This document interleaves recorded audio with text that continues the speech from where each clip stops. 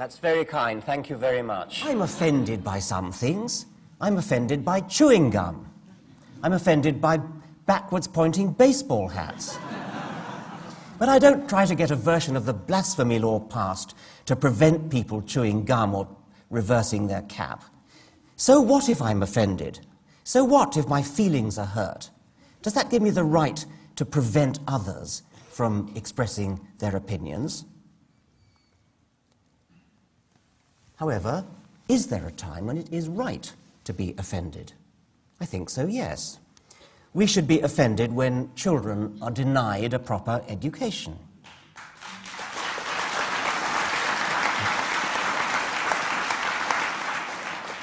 We should be offended when children are told they will spend eternity in hell.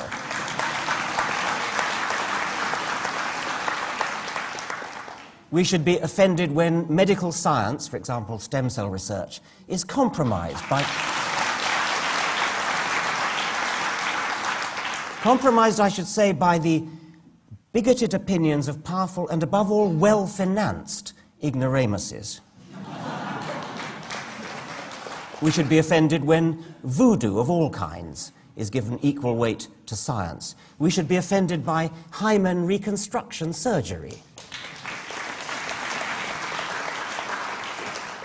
We should be offended by female circumcision, euphemism for genital mutilation. This picture was taken in Africa, but it happens in Britain. I had a long conversation with a school's inspector from London, and she told me it's common. Girls are typically sent away to stay with an uncle in Bradford.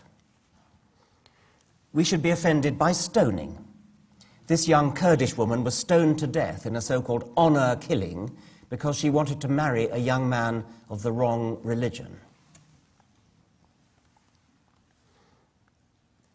I mentioned the novelist Kingsley Amis a moment ago. His son Martin Amis is an equally distinguished novelist. And he made a very important point. Secularism contains no warrant for action. One can afford to be crude about this. When Islamists crash passenger planes into buildings or hack off the heads of hostages, they shout, "God is great." When secularists do that kind of thing, what do they shout? A critic of Martin Amis's book remarked on this. That question is meant to be rhetorical, but there's a simple answer. They shout, secularists shout, "Heil Hitler." What a truly outrageous thing to say.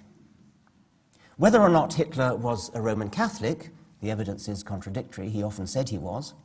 Nobody could deny that Hitler's soldiers were as Christian as everybody else was in Europe at the time, and that means that most of them were, mostly either Roman Catholic or Lutheran. But even if Hitler was an atheist, so what? Hitler was also a vegetarian. Does that suggest that vegetarians have a special tendency to be murderous, bigoted racists? The point is that there is a logical pathway leading from religion to the committing of atrocities.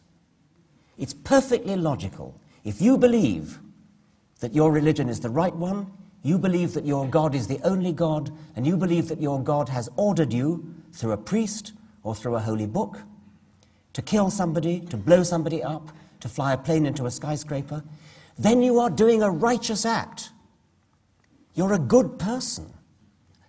You're following your religious morality. There is no such logical pathway leading from atheism or secularism to any such atrocious act. It just doesn't follow.